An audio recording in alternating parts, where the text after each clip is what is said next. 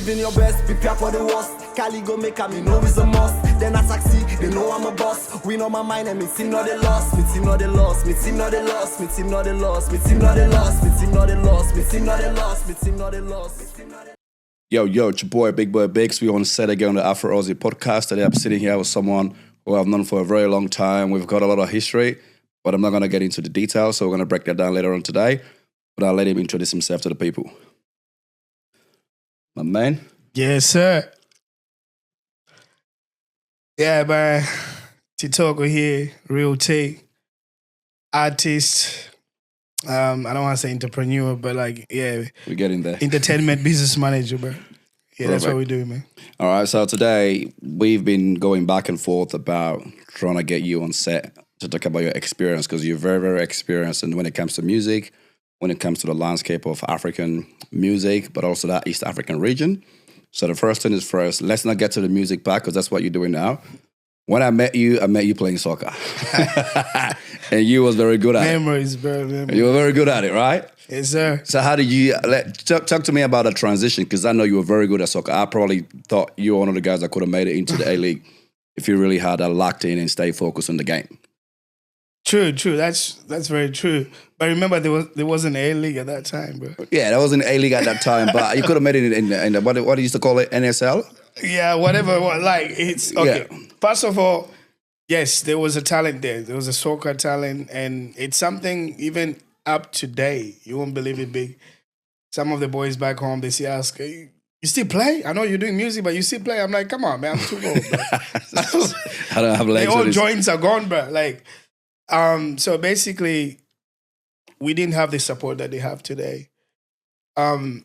Back then, we had to, first of all, integrate into a new country. Yeah. And this English that I'm speaking right now, bro, I couldn't speak this, but I was like broken English, like, you know, because I spoke French, you know, and I spoke Lingala and Swahili. So English, I was learning it as well, you know. And just, in short, it was a different life that we have today. So, so I saw, okay, what else can I do to... you know, to shed my skin, you know. As snakes, they do shed their skin and then have a brand new one. So music is my brand new skin. All right. So before we get into all the music stuff and everything you've done musically, firstly, I know you have music in your family, right? So would you say that was much more easier for you to transition into focusing on music? Because you already had it in your family. Correct. My dad, my Pastor Malula, those who know him, is in Melbourne. He's a very, very good musician. He's one of my, I would say, you know, people, when, I don't know if this question will ask me later, like idols, people who motivated me to get into music. Yeah. Like you say, it was easier because growing up, watching him doing his thing, you know, when he was a secular musician. I want to clarify, he's a pastor now. He's doing like gospel music, you know. He's still doing music, but different kind of music. But different kind of music. You know? That makes sense. But just growing up, like you said, so it's something like, you know, back of my mind, I could see it band. I could see him, you know, on TV when I was still like 4 or 5 years old. Yeah. So yeah, it was easier transition, if you could put it like that way. All right. So now let's talk about soccer. You said something that's very, very important. Back in the days when we were playing football, it was a little bit harder for us to actually get to that next level. Because one, like you said, it's very, very hard to be integrating into a culture and also being able to focus and understand the techniques, the skills that the coaches are going to put together. So I guess that, even myself, when I was playing with you, it was one of those things where I'll come to training, I will be very quiet. Like the way I talk now, bro, I don't remember you talking, man. Bro, I wasn't talking, I wasn't saying anything. Like I would come sit in my corner, the coach would come give you all the instructions. Yeah. But then because it was a learning process, we need to understand the language first and then execute on the field. Correct. And then that process can be very, very hard. That's true. So would you say back then we had more talent but less opportunity? Now less talent, more opportunity. Is that the way you would put it with current state now in football in Australia compared to when we were playing 15, 20 years ago? That's very correct. I would say too, it's Australia as well, because it's been over 20 years since I've known you. And Australia back then, 20 years ago, as a country, wasn't more accepting as it is today. you know. So we would see ourselves like being in the field there, just ourselves, you know, only the African community. But even when we used to play, we used to just group together. All the Africans would just get together and just stay among that little. And that was our way of trying to, you know, integrate in this new land, new home. But today we have we have, you know, a lot of African, Sudanese especially, killing it in sport. AFL, soccer, they're playing in like everything. Modeling, everything. They're killing it. They're killing it. So Australia is more different now in terms of accepting us as one of the people that are calling Australia home.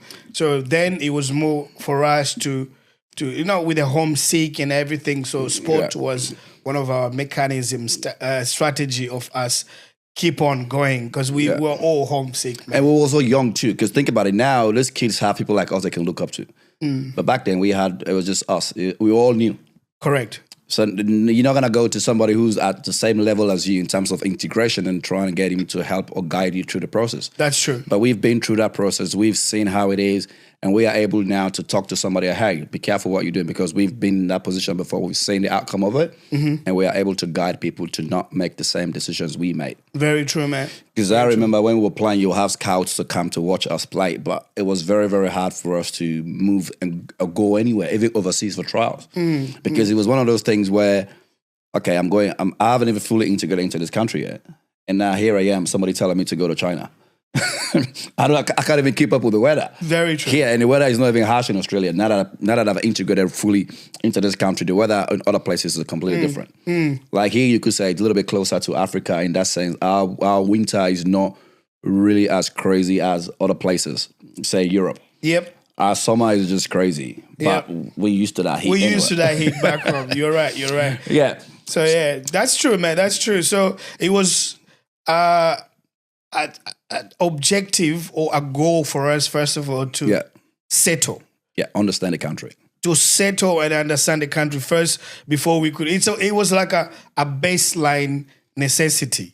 Yeah. So for scouts, for people to come, bro, I remember even not just me, my younger brother, who was, I don't want him to get big-headed, but he's not playing anymore. He used to actually be better than me. Yeah, he used to be better than me. But for him, I remember I felt so sad because none of us could drive. When he got TiToK, there's a team that was before even this, a lot of clubs coming on. There was White Eagles and the TiToKs and all that. And Bodrick was around as well. Bodrick, yeah. So he made it to some of the clubs there, like Croatian club.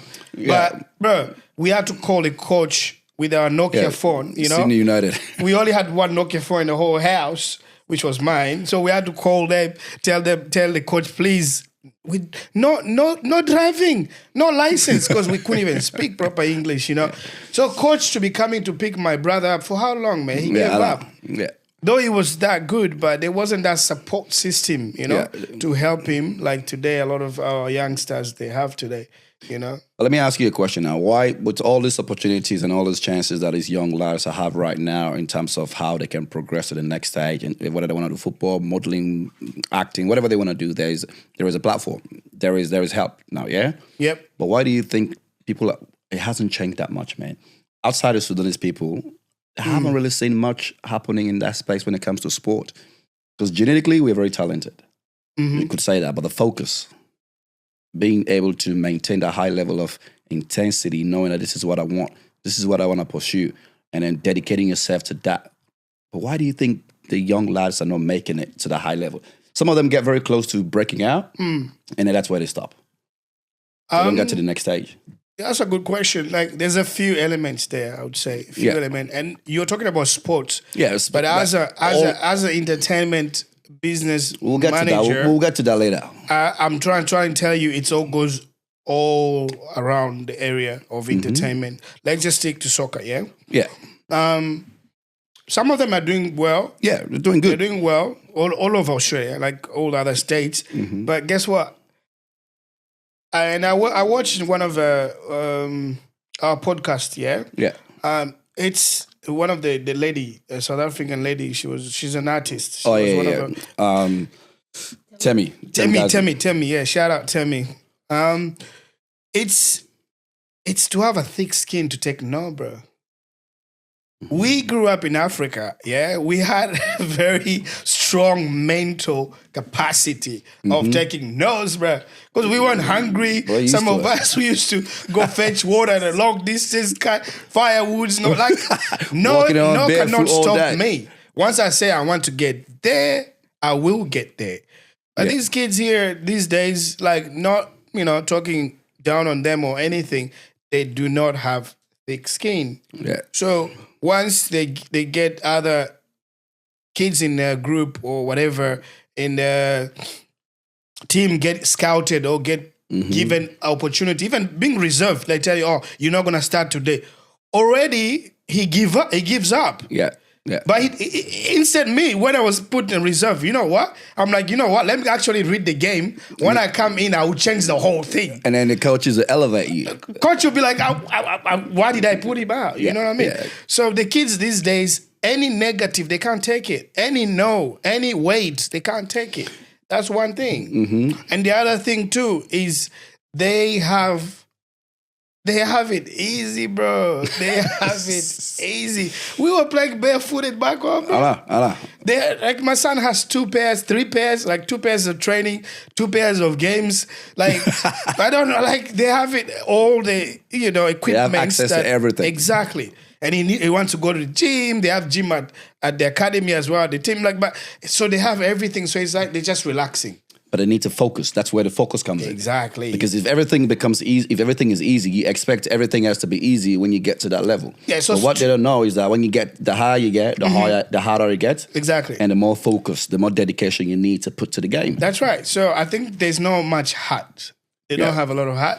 They could have a talent, but talent it's not enough. Talent is everywhere now. Not enough, yeah. Because back in the day, think about what social media is doing right now, yeah? Like YouTube's, right? Players have been playing in Africa. You make a highlight reel. You put it on YouTube. A scout will come all the way from Europe, go pick him up. So I now saw the basketballer guy. Yeah, that's what I mean. Like, look at the NBA, like the basketball without borders, right? Yeah. Look at Pascal Siakam. He's doing big things in the NBA. He was big, like Joel Embiid. They have players. So all these programs are there now to actually, it doesn't matter where you are. It's your work. It's a level playing field now. Hard work. It's a level playing field now. But back in our days, we were playing, there was no cameras. Like, nobody even have a phone to make a recording. You know what I mean? Like, it's funny how you say play reserve, because I remember when I first went to Green Eye, where we all started, yeah? When I went there, I played, the guy saw me just knocking the ball around and he said, I like the way you play. And he picked me up, right? Signed me up for reserve, great. I was there with JS. And then when I got there, play like, I think 4 or 5 games, and I started playing first grade. Wow. And then I stayed with the first grade team. But the transition is that I want to be part of the team first. That's it. And then I showed the coaches, where you picked me to be, I'm way better than that stage. And that comes again with understanding the language, integrating. Because 6-7 weeks in that team, now I understand the team, I understand the coach. I know exactly what the coach demands from each and every player. And you had the heart to know, like, I know I'll make it to that. Yeah. And then I look at level. You didn't give up. Bro, when we used to play reserve against first grade, I'm like, I see that as the main game. That's it. I don't see that as hard, training. bro. I don't see that as training. That's it. Like, some of the first grade players were getting upset with me because I was like really hard, physically tough. Because in my head, I'm looking at you, I'm better than you. That's it. Like, I know I'm better than you. That's it. So I have to show the next person for them to realize I'm better than you. So it's a mental thing, man. But it's not just... They don't have it. But that's what I mean. So let's drop, because now you're doing sports. So let's focus on... Sorry, now you're doing music, right? Music, bro. Let's focus on that, yeah? Now, let's talk about how this all started. Yep. So when did you first realize you can sing, like, make good music? When did you realize that? 2008, like 2008, yeah? It just dawned on me. Because I was like, I bought a monitor, Apple monitor. I bought some, not proper studio stuff, like, it's basic interface, stuff. like some stuff, like just to put microphone, just to muck around. And then I'm like, okay. So I started doing covers and all that stuff. Yeah. I'm like, all right. And then you could hear every time I'll do it, I post a little bit, people give comments and all that. Yeah. And then I'm like, I could actually do this thing. Yeah. And then 2014, that's when I'm like, you know what? No, before even 2014, from 2008, I tried to do it in Australia here. Yeah. It wasn't easy. It wasn't working out. Nah, because our style of music, yeah. Mm-hmm. I'm not necessarily just talking about the Afrobeat genre, like because Congo we do rumba, soukous, Yeah. and me growing up in East Africa, I grew up in Tanzania, Kenya, and Uganda, so I have a fusion of all those region music in that region. Yes, like bongo flavor, but still Australia could provide producers to that understands your to kind of music. understand that. And we didn't have a lot of African producers then. Man. Now we have a few, but then even there was none. Yeah. So I went to the studio. If it's 3,000, I don't know, 3,000. Oh my God, I wasted almost 10K. Almost 10K. I'm not even joking about it. That's a lot of money, People man. know that studio. No, that studio, like all the celebrities go there. Yeah. All the celebrities, they do their music there. Guy Sebastian, you name it, all the big Australian artists. Yeah. But I kept telling the engineer, no, because for them, their music has to have a certain, like everything it's academic, bro. Yeah, they're familiar with what they taught, what they got taught in school. So if the bass is too much, it's like, no. Drop it down. We had to drop it. I'm like, no, but we want it up, bro. It's like, what do you mean by we? I went to uni and I studied. You can't go over this. That's what I mean. Blow some speakers, So, but it was so. But Africa speakers are tough, man. So from 2008 to 2014, I decided, you know what, I'm going back home, bro. Yeah. And being born in Congo but grew up in East Africa, I had to go back in East Africa. Yeah. So I went back to Diamond Platinum's country, which is Dar es Salaam, Tanzania. Tanzania. Yeah, and I met with the guy, I met with the team there. I think I'm from Australia, I want to do. But that time, that's when he was actually really, really coming up. It was, it was a big deal. And the money that I had could not give me collabo with him. Yeah. And I ended up doing collabo with other superstar in that country, Barnaba. Yeah. And I did some of the songs, like I did more than 8 songs there. All right. Yeah. Let me stop you there. Let me ask you something about the whole Diamond Platinum situation. And what was he charging for a feature back then at that time? This is 2014, yeah? He was asking me for 40K USD. USD. And that was 2014. Just one song? One single song. Whoa. And I don't blame me because he was big. And then he gave me option. His team, they gave me option of doing with one of his label guys, Yeah, someone from the label. Yeah, it was Rayvan or Mbosso. Yeah. One of those guys. So they give you the Pekin. They give me the Pekin. I'm like, nah, I want the big guy. I want a big guy. Big guy means big money, man. Yeah, I want the big guy. Because my style, and probably I'll give a cappella later. We'll let you give the people what they want. I believe in my vocal. My vocal is not like you trying. No. It's a proper seasoned one. Your vocal is at a high level. It's seasoned. Yeah. Yeah. So that was the process. Now, talk to me. What was it like recording in the studios in Africa? Because think about it, the engineers have less like equipment and things like that in terms of what they can use to produce the music for you, right? Because here there's more equipment. But back there, they have the basic minimum, right? So what was it like working in that environment compared to working in Studio 3000 where you have all these superstars and all this big equipment, while back home it's just the basic stuff? What was the process like?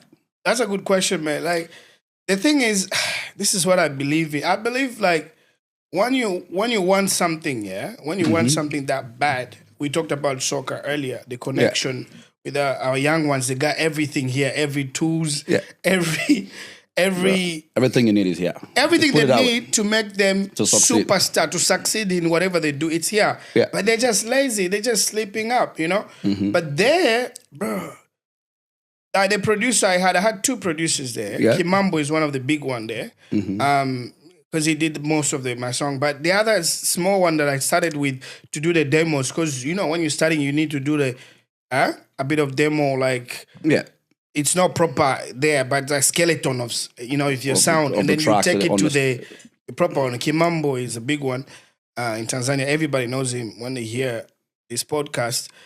But there's even the small one. The equipment they had was probably 2% compared to the Studio 3000. What the hell? But the sound that was coming from that and how he recorded the vocals, he was, doing his thing. I'm like, I asked him, do you have passport? I can take you, lad. So it's funny. Like, the knowledge is there. And I asked him. And they experiment a lot in Africa when it comes to sound. How did you learn all this? Man, because the way he was cooking my voice. These guys here, like Master they Chef. struggle 3 weeks. That's why my money went to up to 10,000. Because 3 weeks I kept going back. They said, you have to pay again. You have to pay again.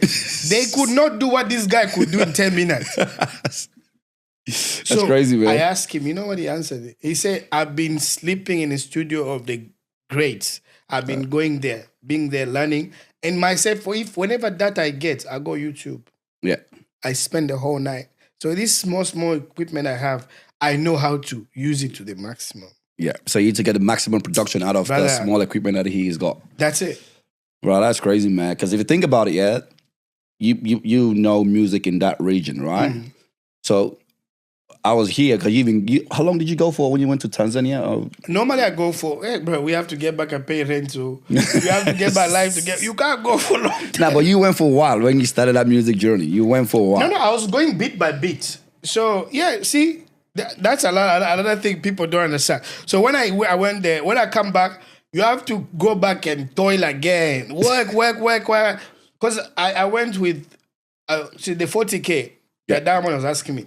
That's how much I went with. That's your budget. That was my budget for my living. And he wants to clean you up. For the hotel, because you don't want to live there, live in local areas. Yeah. You just came from a trip as well. When you go Africa, you have to be careful where you stay. Once they know you are from overseas, your life in danger. That's it. They gotta burn you, man. And there's relatives, there's friends, the there's uncle, this, bro. The auntie, the granny, sister, if you are not careful, they will burn you, bro. That's and real, knowing that you are going there to do a project, a music project. So I need to come back with me. You have to be so. And the transportation as well, getting from your local hood all the way into the city, going back and forth. That's gonna cost a lot of money as well. Crazy.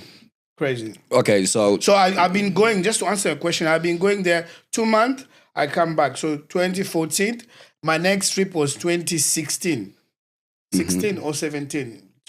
I was passing 2 to 2 years, I was going back. Yeah. So I remember, I know you for football. Like, this has been your game. This is where I met you. This is how I knew you and everything. I don't even know you have a single drop of music in your bone. We've been to the clubs. We vibed in the club like so many times. Yeah. And then I was there, and then I don't know who I was talking to. Oh, I think it was, one of JS's friends. Abnai, I think he's from that same region as well as you guys. I'm like, how all the boys doing? I'm like, how's JS? He's like, oh, yeah, Tito is a musician now. I'm like, And then I saw your music on YouTube, and then I saw you on Facebook. I'm like, oh, this man can actually sing. Like when I first they say you're doing music, I'm like, okay, another man coming from overseas, going back Africa and think they can be the next superstar in music, right? Yeah. But I was very impressed with the way and the things that you did. And then when you come back here, you came back as a seasoned artist because you have projects out there. You had songs on YouTube, so people already know you. You're already established in Africa. So you went back home to set your foot into the game. But when you came back here, you come under respect. Because if you say you're an artist and somebody goes on your social media to see all this work you're doing and the reception you're getting from your people and the quality of the sound that you're producing, everybody's going to be like, they respect you. That's right. So when you came back to Australia, talk to me. You coming back here as a full-time artist, you have all your sounds. Now people know the type of sound you produce, you want, right? Yeah. How was that process working back in Australia, and how many gigs did you get after that when it comes to performance and concerts? How open I can be in this podcast. But it's your choice, man. We're going to go deeper now. It's your choice. It's your choice. It's your choice. Okay.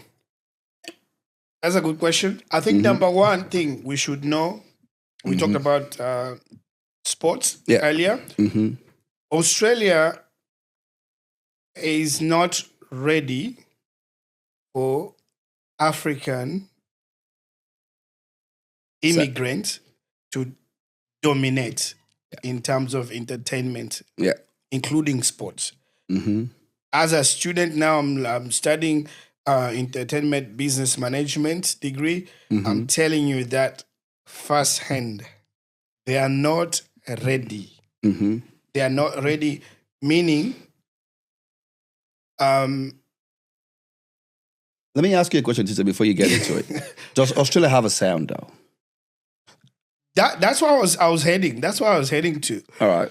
Australia it's been less than, let's say 300. Let's just put 300. Some people are saying less than 300 since it become a nation, like independent from England. Like it's part of England. It's still part. Queen is still head of state. Yeah, but like in terms of a nation, we are still under Commonwealth. That's the word. But we're still running our own nation. We are running it in our own way.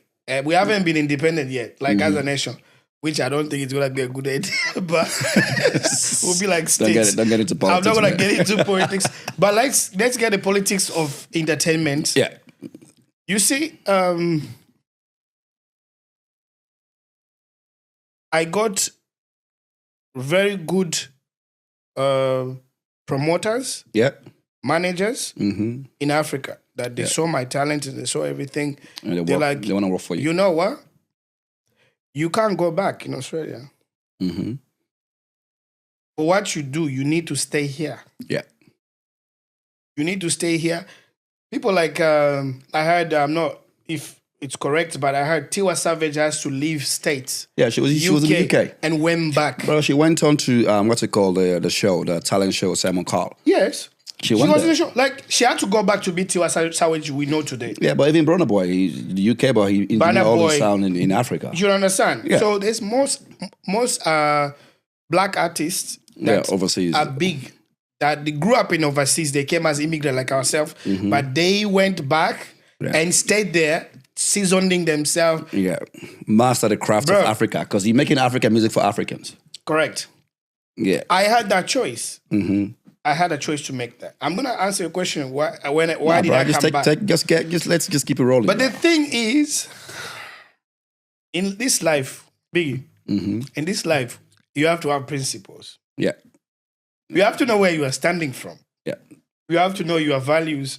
You have to know what you believe your system is. You have to know who are you.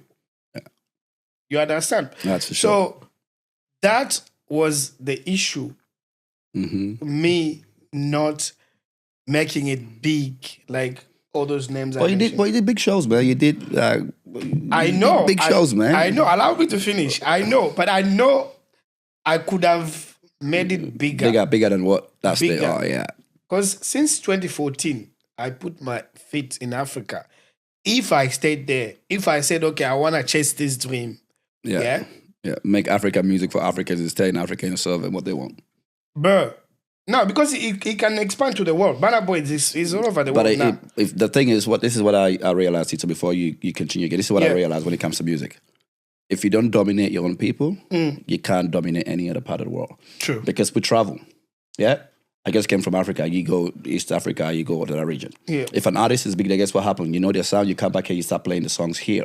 True. And the people that don't have access to go back home yet, they hear the sound. Oh, this song is really good. And then they play. That's how the song travel. That's from very Africa true. to here. But if the song is not big in your own homeland, trust me, it's not traveling anywhere.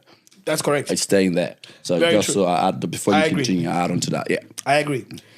So whatever the demand was for me, with either the management group, forget about the heat, forget about the African side, because we've been here longer, you know? Yeah. Going back there was like, you could adjust, it's still home. Home is home anyway. But what was needed from me, it was beyond my faith.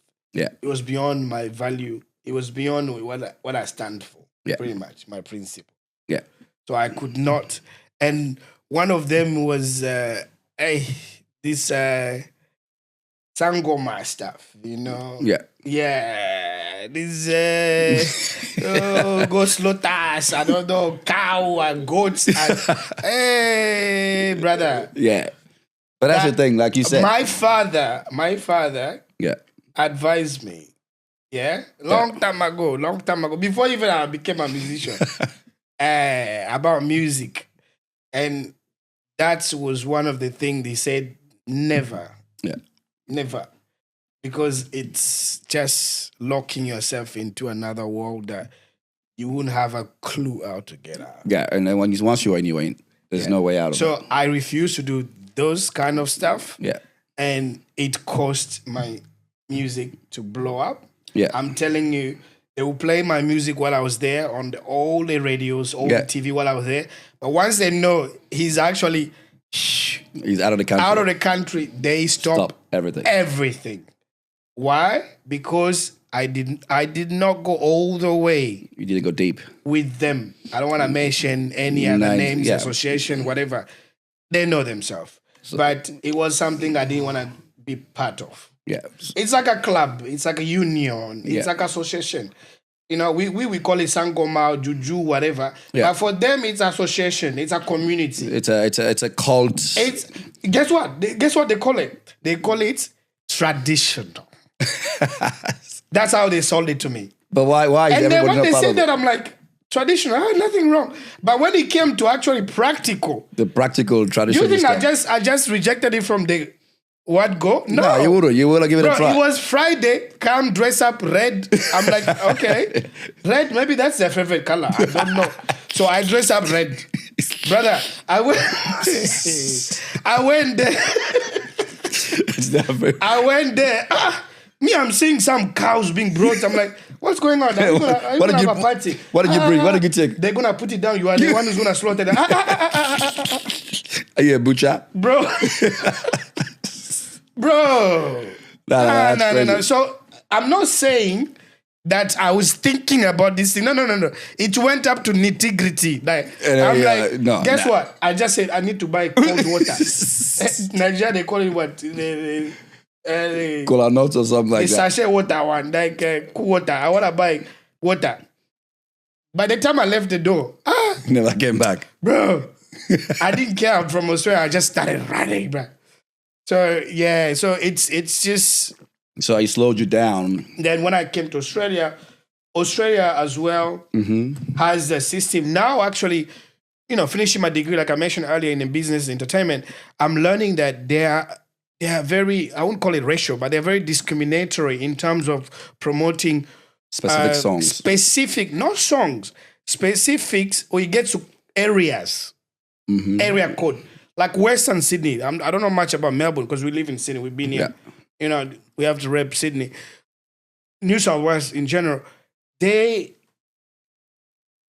a business. It's a business. Oh, it's always going to be like that. It's so like that. They feel like we are very behind in terms of attending the event. Yeah.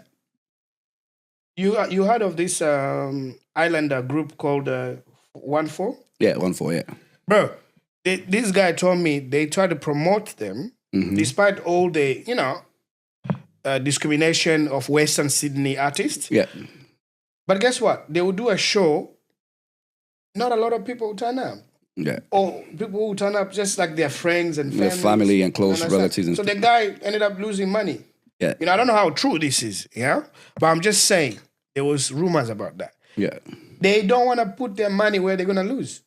But that's business. That's business. It is business. I don't care about your talent. Our culture as well, like we spoke earlier. Yeah. We're trying to integrate, but this is a bit longer integration. It's a bit small. It's a pond. I'm just saying it took long to integrate. Now it's about time.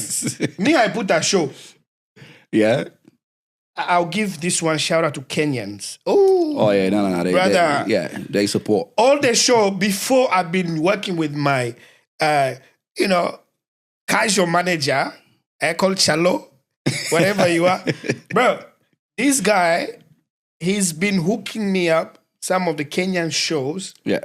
And that's the only time I see more than 400 people. That's a vibe, man. Bro, they do have, it's a culture thing. Kenyan people, they know how to turn up. But how they party in their country. If you go to Kenya, that's how they party. Other cultures here in Australia. I'm talking about if you're Nigerian, if you are any other country, South Africa, back home you're doing it. But I'm saying here in Australia, Kenyans, they're turning up in huge for their own people. Numbers. Thank you. For their people. So I was opening act twice for their artists. Yeah. There was Mviri, Yeah. and there was this guy from Saudi, so Bien. Yeah. Bro, it turn up, bro. They show up. Yeah. They show up. But I've done shows, African, Congolese, or whatever, other African, I don't want to mention names, bruh. Yeah. You find yourself, you are 10, 20, you know, it's just not the thing, bro. It's pretty bad, though. It's bad. It's bad. And we have a very small community. We have a very... So if we don't support each other, like, how are we going to be able to break out and get to the next stage? And that goes back to what I say, music is business. For that artist to get where he wants to get, you know, here... You need your people first. They have to come and support. Yeah. They need to support. You know, it's funny how you say that because when Tim Gazi was on the show, she also said the same thing when it came to Tyler, right? So people here now know Tyler. Everybody's talking about her, how good she is, how great her music is. But she said that on set. She said the same thing as well. She's like, the reason why the world gets to enjoy this great artistry, this great artists, all these good songs, it starts with their own people. So South Africans jumped behind her. Correct. And then pushed that music. And like I said before, if your song is big in your country, I travel there as a foreigner, I'm going to listen to that song. That's right. And that's how the song travel. The sounds travel, but we travel with it. But if the sound is not playing, how am I going to travel with it? And guess what? Yeah. Shout out to Afrobeat. Shout out to Niger Music. Because they've opened the doors, the windows, everything to Africa. I know Congo used to kill it. They've always been there. They've always been there. Social media. But now with the modern way, Fali's still doing his thing. Yeah, Fali is big, man. Fali is still huge. But the language as well. But the Nigerian, they came with, the English, in most of the music. So people understand some words in the song. I just heard recently that Universal Studio, Universal. Yeah, Universal, yeah. They've bought, what's his name? The Niger producer, big one. Marvin? Yeah, what's his name? I don't know. He's produced all the artists, even Tiwa Savage. Oh, I know what's his name. I forgot his name. The big guy. Of course. The big guy. Like, I know who you're talking about. They've noticed, apparently, his name will come later. They've noticed, Universal, they've noticed that Africa is upcoming. It's huge, man. Young people there. Africa has got a younger population. We're gonna take over in terms of internet. Yeah, globally, even in the villages, people will be able to browse social media. So they know the music is coming. We're gonna get it's a new nation. Well, look about Microsoft, new continent. All these big companies are heading to Africa now. The actors will be coming, doing entertainment wise, will be killing it. We'll be coming on holiday here and going back. And guess what? They went there and bought that label. Yeah. Yeah. So they're running it. Yeah, that's Don good. Jazzy. They bought it from Don Jazzy. Yeah. I don't know how true. It's Maven. I don't know how true this information is, but from what I heard. Bro, if they bought it, they got Rema as well. Bro, they're running it. No, their target is to take over the population of African within 10 to 20 years now. That even the villagers, they will be able to browse music. They will be able to movies online so they can kill it money-wise. It's a big population out there, man. We have to come on board as African Australian here. Yeah.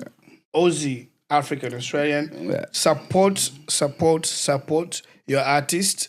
Support, because I don't want you to come tomorrow, like they say about Taylor. Come on, man. And you say, oh, he's very rude. Oh, she's very rude. Come on, you were not there at the beginning. Yeah. That's the point. You didn't support me. When the artist is suffering, struggling to make ends meet to get to the next level, nobody's there to give a lending hand. But I want you to make it, because I used to know you 20 years ago. And you think now you have right. We still need to be friends. Oh, you have right to my... No, it doesn't work like that. Exactly. Like right now, we're sitting here doing this set, yeah? Yeah. How many times you told me, do not quit, do not stop? All the time. Bro, you keep telling me, don't stop, yeah? All the time. This thing is going right now. I have so many people out there that knows me, yeah? Once we get to that next stage, and then people be like, oh, Can I come on set when we have the view, when we have the numbers that can promote businesses to get to the next stage? And people feel like they're entitled to be on set. And when you tell them that I got a lot of people, man, I booked out for a month, they be like, yeah, that guy is not helping. See, this is the thing. African people, we like people who finished the line. Like people who have already crossed the line. We want to shake your hands at the finish line. Nah. We don't look Nobody at gives you water. We need to change that. Nobody gives you water. Nobody gives you water. During the race. Go. Now, when you get to the end line, they're like, oh, thank you. Good job. That's it. We want to just, celebrate with the winner. But that's the thing, though. Winning doesn't start on stage. Winning start from home. Winning start with your friends. If I believe in your talent, you're already winning, right? Correct. That's one confidence. Right, I got to a point where I'm like, this is done. I don't want to do this shit anymore. That's right, true. I'm done with it. Yeah. Right, you called me. First thing I did once I settled down, know exactly the direction I want to head. I called you. Right, and the thing that you did that was very impressive was that you didn't even talk about anything that's happened. Nah, you're like, let's just continue with it. It's part of the journey, bro. Whatever happens, part of the journey. Nah, but that's the thing, though. Some people will be like, oh, bro, you did this. You could have done A, B, C, and D. Nah, but it's all about progression. You see something is moving, let's move with it. Let's move the waves, I see where it's going, bro. Yeah, but that's the thing. Tomorrow. You think about things like this happening all over the world, yeah? Us Africans and the white people want to do this to us. They want to separate us. They want to put us as individuals because they know collectively we're powerful. But then they put this little thing. I think I'll remove the white person there. Now we're putting ourselves down. No, but it's that. They started it, but I think we took it the other way around. No, but here's the thing. Let me tell you something. We're running with it ourselves. But let me tell you something that's very, very funny, right?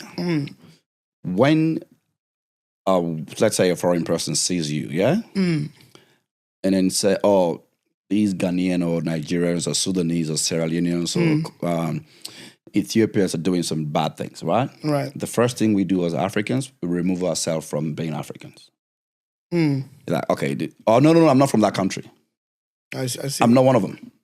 Instead of trying to defend the action, if it's something that you can defend, you automatically remove yourself from it.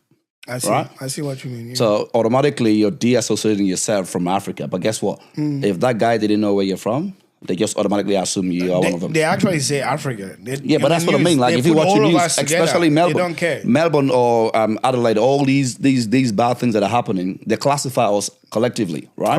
Correct. But when we're winning, they classify us as individuals. That's true. When we're doing something bad, it's all Africans. When we're doing something good, specifically from a specific part of Africa. True. Like for example, the athletes, the sprinter. This kid Gout, right? Gout. Yeah, but the thing is, you see how they're talking about, oh yeah, this Sudanese sprinter, you know what I mean? They're putting him in a country. But trust me, as soon as you do something bad, these African. Because they're trying to use that one person's fall to put us in the same umbrella and let other people see us in a negative light. But when it's positive, it's individualism. But when it's bad, it's collective. Because you're literally making everybody look bad because of one person's mistake. Yeah, which is not fair. Which is not how it should be, right? Not fair. Because every day you walk out of the house, right? You come across different people from different parts of the world. Yeah. You talk to them, they interact with you, you walk past, you say what you need to say, you move on, you get on with your day, right? Yeah. But if something bad happens, the first question they're gonna ask you, do you know the African guy that did A, B, C, and D? They expect you to know, if you are from West Africa, they expect you to know someone from North Africa. Because it's just it looks like you. Yeah, because we all look the same, so they put us in the same category. So this is why it's very important for someone like you in the music industry. We, as a group, we need to really start focusing on collective, working as a team to get to where we want to get to. Because trust me, once one person gets there, you take 2 or 3 people with you, right? The next man get there, they take 2 or 3 people with you. The next thing you know, it becomes a pandemic. Guess what I've noticed too, doing this degree, entertainment business degree, is that they actually sometimes not even look at just Africa. They look at immigrants in Australia. So they've just put us together. I'm talking about. I've done some PowerPoint presentation on that. They've put Vietnamese, Indians, islanders, Africa, in the Western Sydney that are doing music. Yeah. Musician. They're killing it. We have BYs, we have Fresh, we have there's a lot of artists that are killing it. You know, One Falls. There's plenty that in the Western Sydney are killing it. Yeah. So they've put all of us together. So our music, our act, our creation is not classified, you know? Yeah. It's not classified as ARIA award winning or to play it in 96.1 or Kiss FM or, you know. Yeah, so they classify the sound and then make sure it doesn't get to the big That's stage. what I'm saying. Because when a song is playing on a radio, it doesn't have a boundary. It plays all over the country. That's right. But my presentation was crazy because I talked about how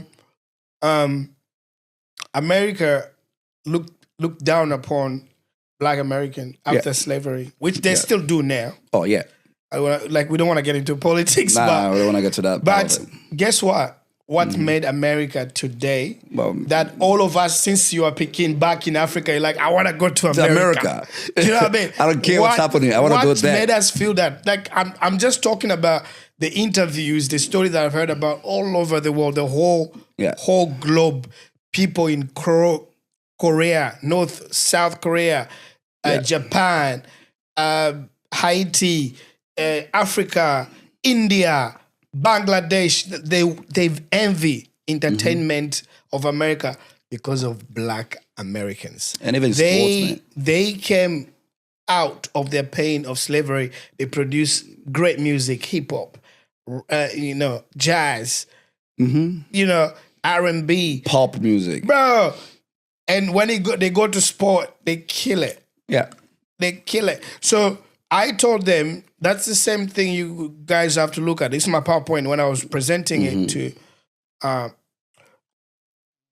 the people, the investors in Australia that in the entertainment field, that in the Western Sydney, there's that pain as well. We have Vietnamese that came from, Yeah, but there's heaps everywhere. There's islanders, there's Africans, there's Indians. We all came from a background where there was a lot of pain. We came here for a second chance in life. Our parents brought us here so we can study, we can get a second chance. Some of us went from war. Yeah, we're from war countries. So from all that background being on all that pain, civil war for like there you go. 5-10 years, man. So from all that pain, there's something different in us. There's in something that different fire in that burning pain, when I'm singing, when I'm rapping, when I'm doing something, I'm even when you're going to work every doing day, you feel like you got the weight of the shoulder. You got a weight on your shoulder that makes you different. You see things differently.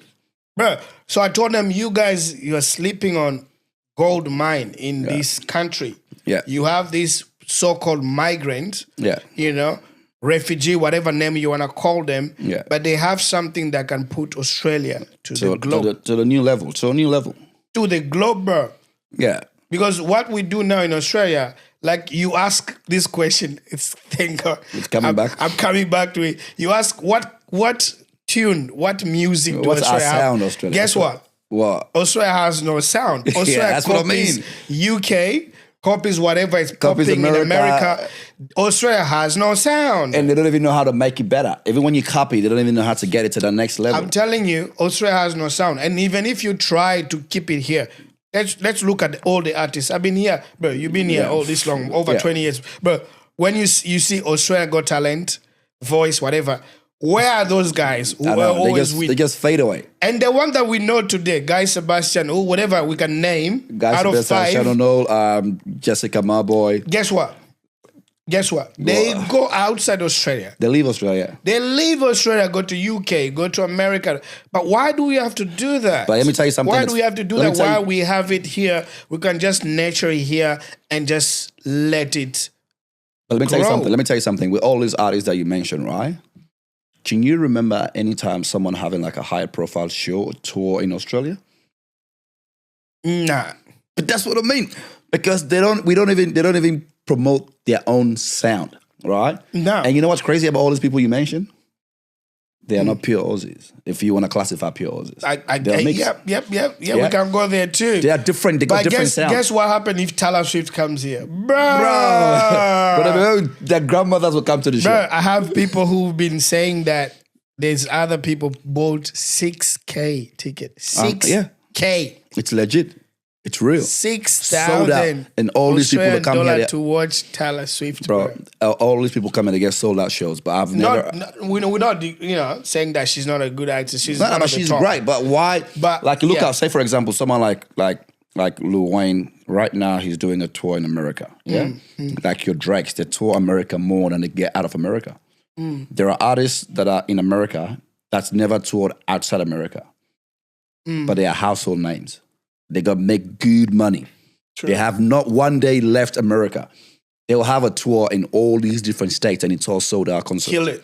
In Australia, you have like Guy Sebastian, for example, right? Like you mentioned.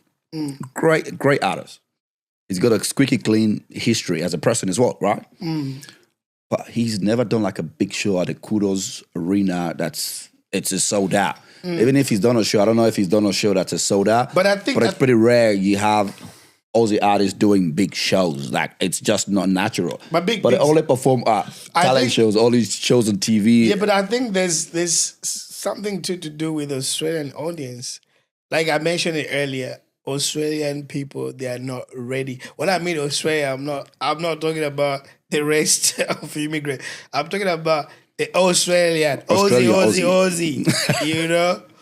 Yeah, they are not ready for immigrants. They're not ready for, not even to give you a chance. But when I say that you are sleeping on something that is on the background, the gold mine, I'm talking about the entertainment field. Industry, yeah. Because representation is massive. So people who are on the media, people who are on these radios, the responsible people who are running this stuff, they should give us a chance. They need to pay attention to it. They should give us a chance. But you know what's funny though? Like when I go to work, they'll be saying this to me for years. You got a radio voice. You got a radio voice. You got a radio voice. Yeah. They know the bass of my tone, my voice. It's suited to radio, right? Yeah, it does actually. But you know what's crazy? What? This is the reason why I started the podcast. Nice. I'm like, if I have that voice, okay, let me put it into practice. Because so many people have been telling me this over 10 years. Like when I get on the phone and then people come and see me face to face, was it you? Oh my God, your voice is so deep voice. It's deep, it's calming. I'm like, but that's the thing. People see that. Now, if I pull up to any radio station and say, hey, okay, they will always ask you, do you have experience? How am I going to have experience when I haven't started doing the job? You need to give me a chance to have experience. Put me on set. Let me work hard for you. Let me show you what I can do. You know what I mean? So it's like they're always counting us out, right? Yeah. You look at radio, for example. Some of these guys, like they're doing all these little shows here and there on the radio. They're not even that funny. They're like honestly, they're not even that engaging. Like even their voice, it's not even suited for what they're doing. Right? But they will never open like an open audition. All right, let's have a trial. Let's get 10 people to come on. Let's do a show. Let's find out. They don't do, the only shows they do here is talent shows like singing, dancing. But even those shows, man, it's mediocre talent. Like you look at, like if you compare the voice that came to Australia, I don't think that they're here anymore. They're gone. I don't even know they're here anymore. But where are all these artists that they discovered on all these shows? Forget about Australia's Got Talent, because that one produced some really good artists, yeah? Yeah. Like The Voice. Like you look at America, people that came off The Voice, like they've become superstars. No. But all these people coming on with a little, okay, they make it here, they make it halfway, and that's it. They just dissolve and they just disappear. But why is that the case? Is it because Australia is a working country, not a talent country where people invest in talent? Everybody just believes in going to work? Because it's very comfortable here, man. You can go to work every day and live a comfortable life for the next 50 years. That's good. But you go to America. Observation, that's a good one. America, trust me, it's very hard to be comfortable. Not everybody, the disparity in salary in America, if you're doing like a basic, like a cleaner here can buy a house in 10, 20 years if they're ready to do that. Because the salary is so close. Some cleaners make more money than somebody working in an office.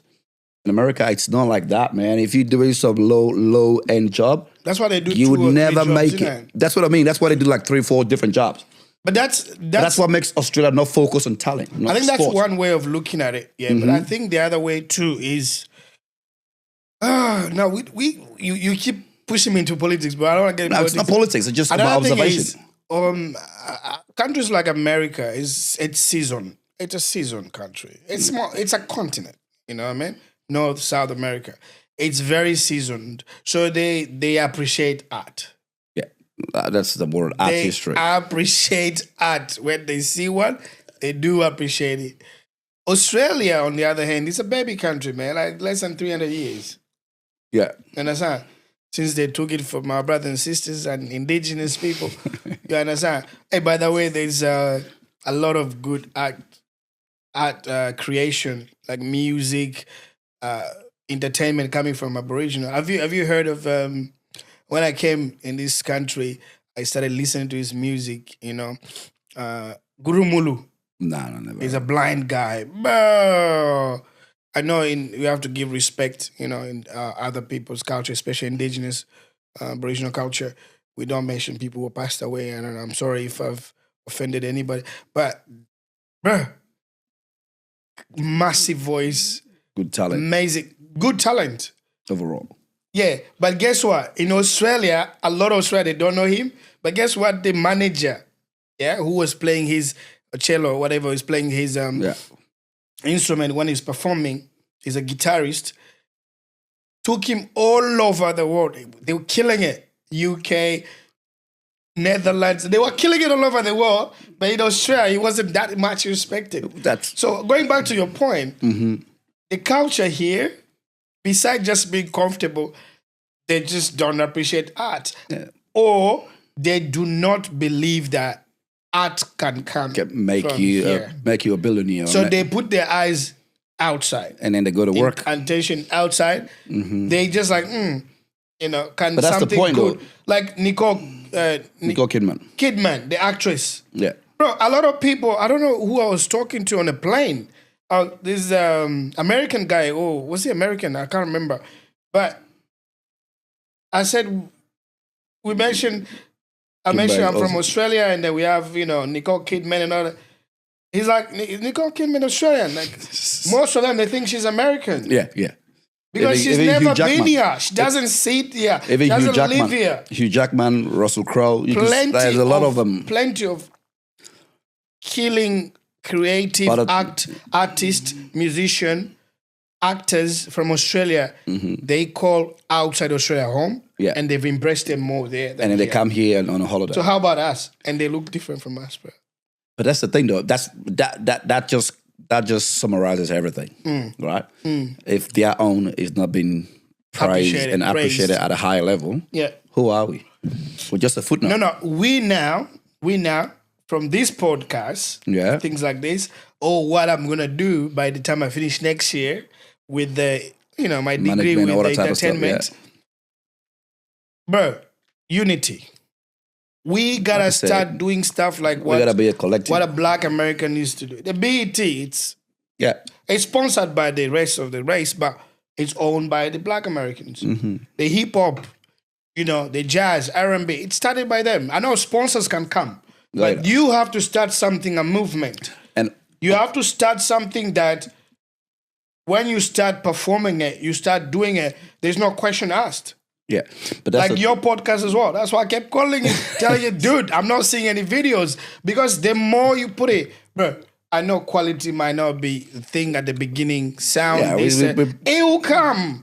But you put yourself consistently. Let the program come, the ladies program, men's program, like whatever, you can mix it, But that's the reason why, like what you're saying right now is very interesting, because right now as we speak, we have 3 segments, right? So we have In the Know, and you have the Afro Aussie podcast, which we like what we just did now, talk about music, entertainment, all the things that connect Africa to Australia. And then we're gonna have Talk with the President, which is gonna be mainly political view or how Africa should be run as a country, right? So things like that. So because when someone in Africa watches our video, because we're looking at Africa with different eyesight. That's right. Than someone living in it. Someone living in it can only see in front of them. We can see the whole thing. Because this now is global, bro. Whatever you put here, Bangladesh, South Korea, North Korea, they're watching it, bro. Yeah, but that's the thing. That's the point, though. So people we need to really, us overseas needs to get together and start doing things, but also Africa needs to be African worldwide. Now, when I say African worldwide, is let's stop putting the lines they gave us as the borders that divided us. We're still looking at those lines every day. That's true. We need to stop looking at those lines. We need to have a borderless Africa. When you say borderless Africa, means every African in the world. Yeah? I agree. And I think we have the bigger population than any other region. If you really all collectively come together, talking about the Hafis and all that, the mixed race and things like that connected to Africa. But we are so huge, but we don't act like we're huge. It's like we are a tornado, but we act like a storm. Completely agree. Bro, we can take over. Like, you see how tornado works, right? Yeah. It takes over everything. So you have to rebuild the whole thing to see it again. That's so right. Like what you said, me and you have the same vision for Africa here and Africa, in Africa itself. We want to have a borderless Africa. We want to be united and we want to be one. And if somebody do something wrong, just tell them they're doing something wrong. The thing that we lack here as well, you keep telling me, keep doing what you're doing. First thing I did, I said, Tito, I want you to watch a video that we've done and give me a feedback, right? Yeah. I'm asking for it. But naturally, some people will not give any feedback. They will go in the corner and tell the other guy, tell the other guy, tell the other guy. It's teamwork, man. But if I don't know what's wrong, how am I going to improve it? Like, don't get me wrong, there's a lot of African people here in Australia, they're doing great. Yeah, individually. But it's like a drop of water in the sea. But if we all come together, we work, network. That's one thing African people were really not. That's not our strongest gift. We don't like networking. So, like you give example, like when like someone can give you constructive criticism. Yeah, man, you talk to them, you share with them. But we like to. I'll show them. I'll prove her. I'll prove him. I'll prove him wrong. I'll be the first one to do this. That's what is putting us. And people don't ask questions. We don't ask questions. No. We just. Have you been to hotels or some places they tell you put the feedback? In the form. Yeah, bro. That's it. That's the way it should be. That's the only way they can improve. And they even say, we need your feedback so we can improve our services to you. I don't want to talk negative about our people, but but it's not negative. But it was my. It's not negative, Tito. It was my niece's birthday. I went in Melbourne. My brother lives there. Jess. Oh, Jess. Shout out Jess, man. Shout out Jess. So I went there. We went to, I'm like, I just feel like jollof. I want a goosey soup, or jollof. Like, I want African food. You feel like African food at that. But we go, we found a place. Yeah. Called, booked, everything. We went there, politely asking, what do you have for the day? Menu? No, politely asking when we got there. No. It's a BYO, because they wrote something BYO, but when you go there, change, you don't drink here. Okay. I'm like, okay. Because, you know me, I'm an artist, man. I want, a bit of... When one or two, just to get... One or two, not to get crazy, because you're with family. Yeah. So we were about, I would say, 13 to 14 people. 13, if I'm not wrong. That's a huge number for a restaurant. Huge number. Yeah. And it was empty. So we were there.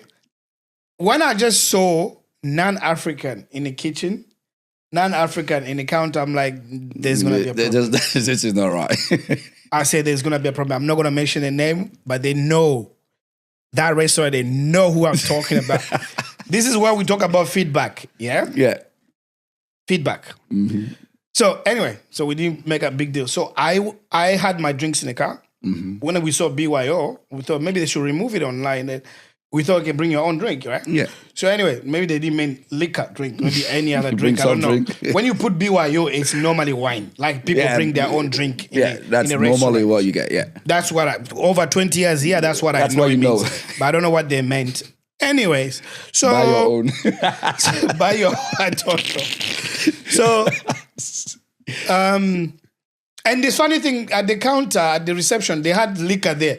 But they said they don't sell it, they just put it there for decoration. They don't. You don't sell it, but you put it behind you. No, it's non-alcoholic. I look at some of them, they didn't have zero now. But anyway, I had my own in the car. So I'll go in the car, I come, I drink Pepsi, whatever, with everybody there, family. So the owner then came. I think she's owner, if I'm not wrong. She's Ghanaian lady. Oh my God, I mentioned the country people who don't. It doesn't really matter. It's feedback still. Bro, she walked in the restaurant. We were there. trying to have, we started with appetizers and everything. Yeah. Not even the courtesy coming. These are my people saying hi. This is a group of people. More than 10, like almost 15. And these are your guests too, they're giving you money. We are guests too. You know, we opened the restaurant early because I think they have dinner mostly. But we got there about 5, a bit early. 4, a bit early. Anyway, to cut the story short, the food that we ordered, bro. I know what agusi. Okay, people think agusi is just Nigeria. No. It's all Africa. It changes the name. Yeah. We call it mbika. I'm Congolese. We call agusi mbika. It's not just because I call it agusi. That's the same agusi. I'm thinking only one Nigeria country make agusi. We call it mbika now. Yeah. I cook it at my house. It's mbika. So you know what the quality should be. I know how it tastes. I know how it looks like. It should be. Hey, bro. I saw sardines. Bro.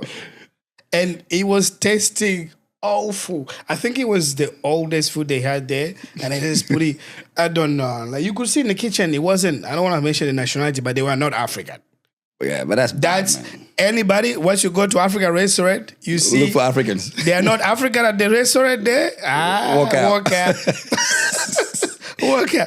No, bro, but it was the awful food I've ever heard. But that's a bad experience. Do you think you go there again? Oh, never. There you go. It was exchange. I went to Yelp. I went everywhere. I was going crazy because how the owner treated us. Yeah, it didn't end there. It was a very bad experience. Because she was rude to us. All across the board, it was bad.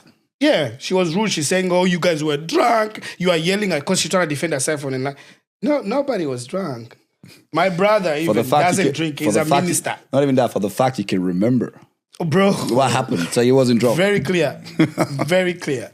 If you know the food tastes bad. So the reason we came up with stories like that, it's like we need to get feedback on what we do. Oh, definitely. We are very egoistic, African people. We think everything we do, we say it's Bible. It's fixed. We have the same mentality we were colonized with the dictators back home. Can I just add something to what you said? Yeah. If I'm older than you, I know better than you. I know better than you. It don't matter. Especially if some of us, we've been here over 20. Someone coming 2 years, they could be smarter than us. In their 60s. They could bring like knowledge into this podcast, whatever. But as long as we say, how long you been here? 2 years. I've been here 20 years. What can you tell me?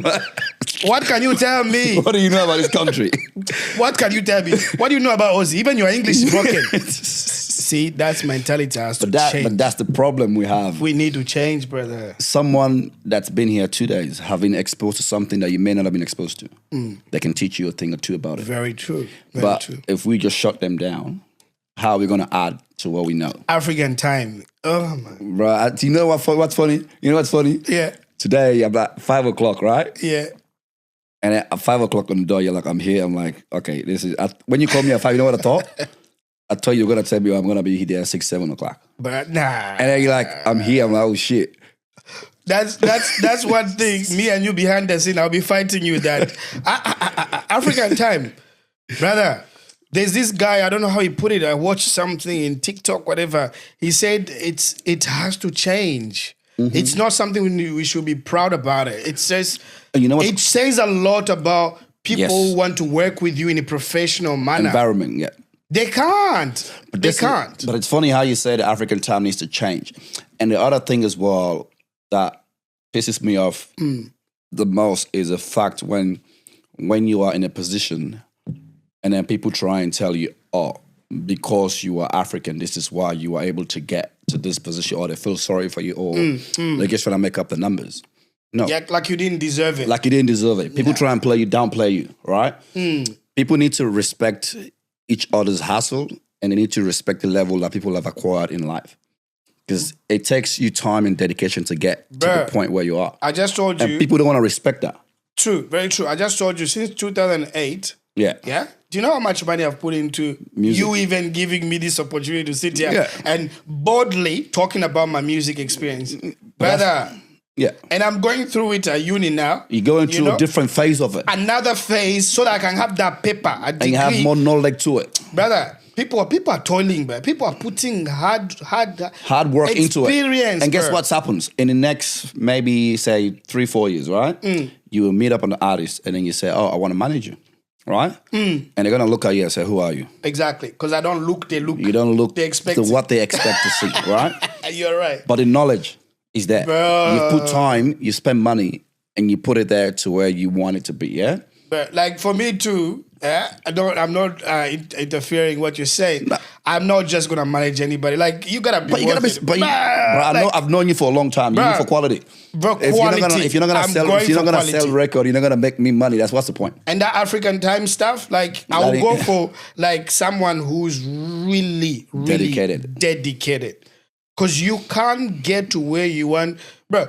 The only time people finish a race all day, marathon. We've seen marathon. We know a marathon. It goes for 1,000 kilometers.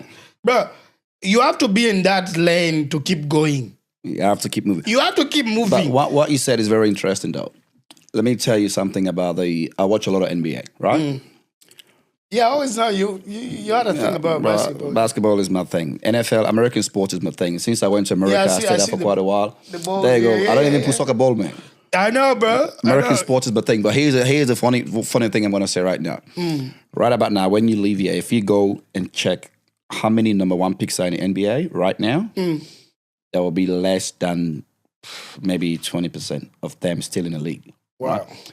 Most of these number one picks, you get picked as the best player out of your whole draft class. Right? Is that when I saw one Sudanese guy got picked? Like, he was crying because not everybody gets the chance to be picked in the NBA. Wow. Bro, the NBA, like if you look at all these college teams, they have 15 players on the roster. This Sudanese guy was crying. I saw him something. Bro, in this kid. I'm not a basketball guy, but I watched the draft. I watched the whole draft. It was a bit emotional. I watched the whole draft. Wow. And one of the other kids went to the pre-draft class. He wasn't even supposed to be in the top prospect. Wow. He was in the stands. Whoa. He went there to watch the process. Wow. And he got called. No way. But that's how it works. That kid is dedicated.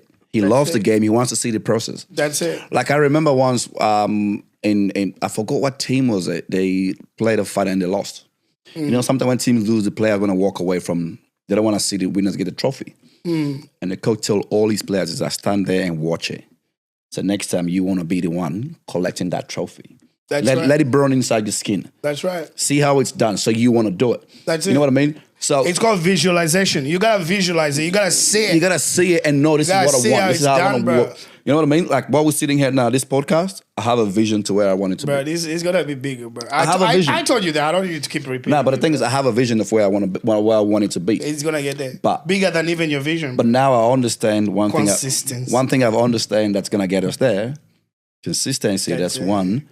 But then number two, we need to improve. That's it. Every step of the way, there has to be some form of improvement. Because if we don't improve, we stagnated. Guess what I heard about social media is like TikTok or like algorithm, especially TikTok. Yeah. That just blew my mind. But people make apparently, billions. The more video you put, the algorithm pushes the video out there. Bro, I saw that, I'm like, what? That's how it works. So the guys who are behind there with the algorithm, they want to see how dedicated is this guy, bro. Yes. So you can stay there for 6 months. You like give up. No, 6 months is a bit too much. Like 3 months, let's say. You'll be like, oh, my vision is 100. Yeah. But you give up. I don't see people getting like you give up, and then maybe that 3 month and 1 week, maybe it was just that the time. That 1 week is all you need. 1 week, they try algorithm, and this guy will be like, you know what? This person is actually dedicated. Let's introduce them to 1 million viewers. Yeah. Bro. But they control what goes on. Did you not know that? Yeah, I didn't know that. And I tell you another funny thing about YouTube as well, yeah? When you make 4K videos, they push it hard out there to the public. Wow. Because of the quality. They want people to subscribe to YouTube. Because they're looking at a long term. Why would you subscribe to YouTube if all the videos are 750p? They're going to reduce the size in the longer run. And then YouTube is not going to really have more people subscribing to the channel, right? But if you have 4K videos, if I tell you to subscribe to YouTube, you will say yes because you're getting great content from there. Why do you think Vimeo is not really making big wave in the music business? In the quality goes down, innit? Vimeo don't even care about quality. YouTube is very particular about quality. If you have a 750p, they will hide it. You have to go look for that video to see. That's why when I was doing my video, if you look at my video, my music video, you put my YouTube at the end, yeah? Yeah. Yeah? So basically, I tell them I want 4K, like you say, Yeah, it has or red camera. You know the red camera. Yeah, the red. Yeah, the image is stronger. It stays for a bit. You know, I told him I want a proper image. But that's how. If you search your video, it will come up. If it's 750p, YouTube is gonna make it struggle to find the video. Wow. Because YouTube is a subscription platform. Quality. If you're not putting quality on their platform, the value of that platform goes down. So that's how it works. Like you said, you as a manager, you need to look for artists that, one, have dedication, two, that is being able to be consistent. That artist is going to be under me. Yeah, but that's the thing, though. You know, so talent is not enough. You are here now, right? My God. You are here now. So what do you want to do with this space? Okay. Before we shut it down, what do you want to do with this space? You're talking about Afro. Do you want to have your own segment on the Afro Aussie channel so that way you have your thing, you talk about music. Every time we have access to artists, musicians, you will sit here and do the interview because you have an idea in that space. Man. Or you want to be coming as a regular guest? Bro, I got to have my segment, bro. I got to have my segment. All right. And of course, I'll have you too as a guest sometime or co-host. Yeah. But there's a lot. There's a lot we're going to do in terms of entertainment. Mm-hmm. We have to go depth. You know, very deep and get into nitty-gritty. Yeah, but that's the thing, though. How we're going to do to elevate ourselves, the and level. how do we change the culture Black here? Americans, exactly. They've done it in America. Or even Jamaican. It wasn't easy to bring up reggaeton in UK. Yeah. You know, in a time where it took time, man. England was not allowing. Receptive to that. Yeah. So we have a long way to go. So the thing I'll be a host back. All right. You have your own segment, but if we want to change the narrative out there, people like me, you, like the likes of other people that are doing podcasts out there, we need to be able to put content out there that's going to let people know what's really happening on this side of the world.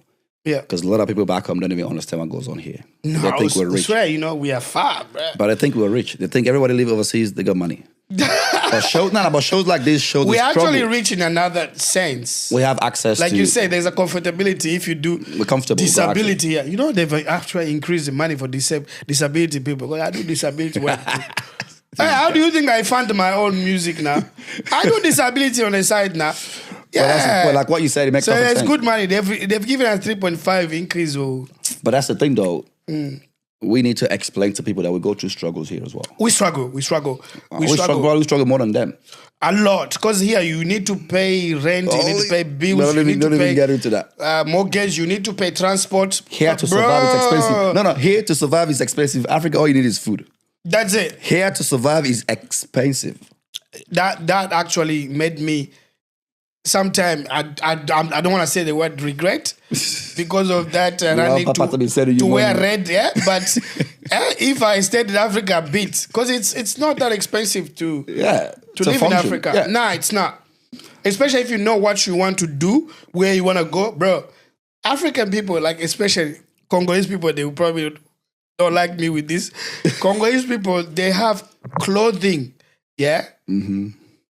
Their own dress, what they wear, the clothes, it's worth probably in a hanger $100K.